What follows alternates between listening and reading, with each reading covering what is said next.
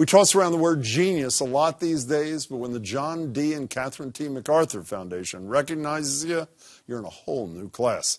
Among the 24 fellows they've named this year, 2 from Massachusetts. Sunil Amrith, he's a Harvard historian who studies migration patterns and cultural dynamics in South and Southeast Asia.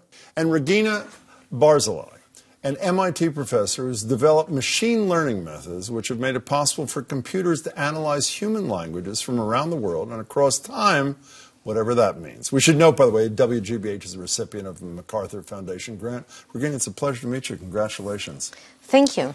How did you find out? I read in the paper, but I bet you a lot of people don't know. How did you get the call?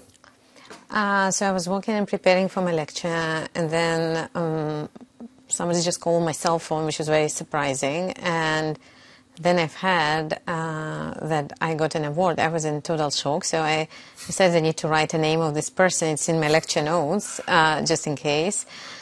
And I was totally shocked. And the worst part of it that I was not allowed to tell about it. You're allowed to tell one person, I read. Is that right? Yeah. Who'd you tell? Can I ask you? Yeah. I told to my student who became like a dear friend who is currently undergoing cancer treatment.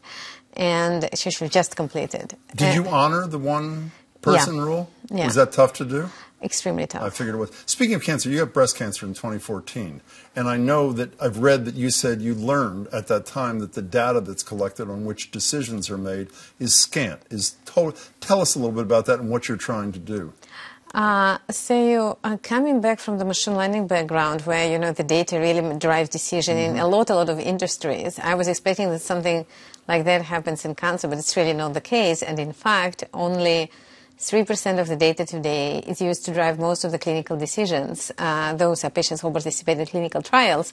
So it's really a weird situation when hospitals sit on all this huge data about patients and don't use it. So the 97% of women who do not participate in clinical trials are not part of the database that drives decisions? It's not only women, it's men, it's across all the cancers. This is a statistic of American Society of Clinical Oncology, that the data about normal patients who are not part of trials are not really utilized. So what do you hope to do? What's the goal? What are you doing? So my goal is to change it, and being, ambitious and witty professor, I hope that we will succeed. I know. On one hand, we're trying to take all this raw data, which is very messy, on which you cannot run statistics and see trends and extract important features and put it in databases. And that's what we actually did for, 90,000 women who had breast pathologies in Partners Institution. And now we can learn a lot about them. Is there any reason why the same kind of thing can't be done to address other sorts of physical illnesses where the database is as limited or comparatively limited? It can be applied to many other diseases. The reason I focused on breast cancer, besides personal motivation, that I really understand it. But the techniques that we are developing can be applied to many other areas. And in fact, now we start collaborating and expanding. So you're already the most popular course at MIT, is that correct? Yes, that is correct. You're too humble. So what happens now? How do you think, I know it's only happened recently. How do you think this changes your life? So I just want to tell you that actually one of the hardest things for me to do, and MacArthur came in the good time, is to bring all this change and to bring machine learning to medicine. It's difficult for many reasons because it's not accepted change yet. And even though many people talk about machine learning, it's actually not part of anybody's treatment.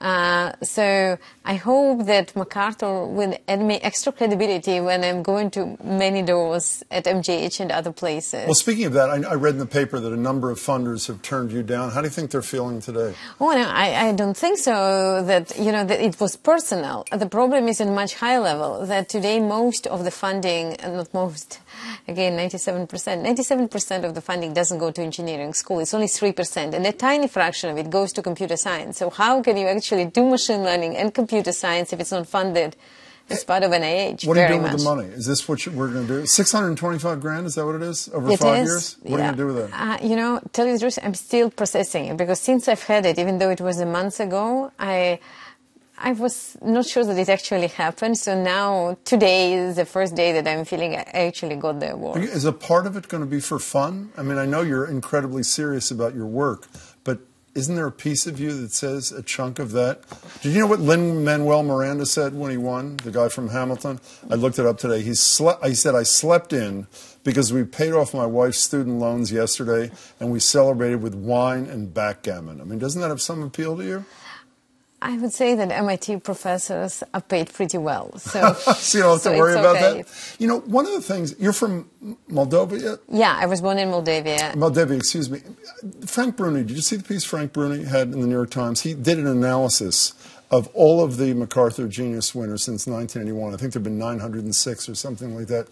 22% of them born outside the United States, which is a figure roughly 50% higher than the total population that's born out. Do you think this helps in this horrible debate we're having about immigration in this country? Can this be a little speck that may change some minds, crack some minds open? Should it? I'm not, you know, everybody's seeing the debate, whatever they want to see typically, but I do think that there is a lot of value of bringing different culture and getting different perspectives. And if you look at computer science, there are a lot of people who were born overseas and who managed to change the things are done, obviously together with people who were born here. But I think the diversity of the perspectives, both in engineering and science, really has a lot of value. Do you worry that you're going to see a diminution? From what we understand, there are more students from overseas now going to Canada, not coming to the United States for all. Do you worry that it's going to diminish the talent pool in areas like where your concentration is and other things? Do you worry about that? Absolutely. And in some ways, we already start observing it that now certain universities in Canada became much more competitive because some of the top MIT PhD students are more excited to go to be faculty there than in American schools. So did you see that the President of the United States challenged Rex Tillerson to an IQ test? Not really. He did. Do you think you could beat him in an IQ test? You're talking about the president? I don't think I will try to compete here. I wish you would. Regina, congratulations. It's Thank really you. wonderful. And Thank good luck you very with your work. much. It's Thank terrific. You. Pleasure.